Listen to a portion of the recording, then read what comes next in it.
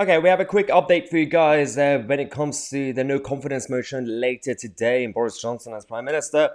Well, according to the Mail, we now know that there are a lot of Tory rebels, the Tory MPs, who are now saying that even if Boris wins tonight's vote, if it's narrow, if it's not really convincing, that doesn't really matter.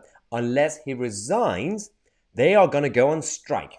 They're going to basically, the Tory MPs are going to go on strike, which means that the key votes in the House of Commons on the legislative program of the government, they're going to abstain. They're not going to vote, which means that the government will continue to keep losing important key votes, if it happens, of course, according to Mail.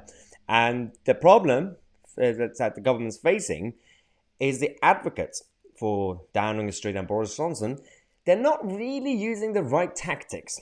Instead of actually trying to wine and dine the rebels, convince them to actually hear them out and to try to learn from their mistakes, they are gone vicious.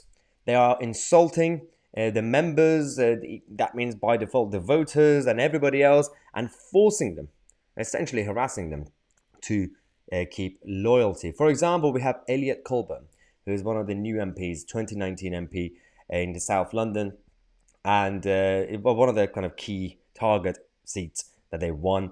And now he could easily lose his in the next election to the Lib Dems. It's a very kind of liberal area, and the problem here is that when he has submitted his letter of no confidence to the 1920 committee and Graham Brady, instead of actually Downing Street sending the whips or the senior staffers to go talk to these people, they are sending people to insult them, to tell them, you owe your seat and everything to Boris Johnson, and because of that, because of the 2019 election, you need to just shut up and have blind faith, loyalty to the leadership.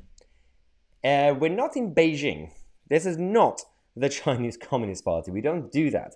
Of course, that is a good point to be made when it comes to the 2019 election. Yes, a number of these people won their seats because of Boris Johnson's Get Brexit Down platform.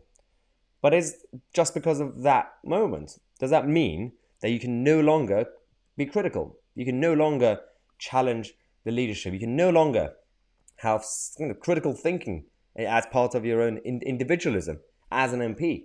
You're not just a Tory party MP, you're also your local constituency MP.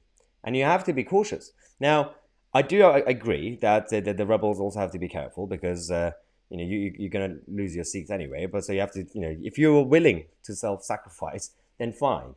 But at the same time, I don't think sending Nadine Dorries or the whips to bully these kids is not the best way to gain their support. This is not how you keep loyalty. You need to hear them out. You need to actually convince them or just get out. I don't know. But we're going to come back. It's just a quick update for you guys when it comes to the strike of the Tory Parliamentary Party. We're going to come back in half an hour with more updates on my Tousi, and we are the media.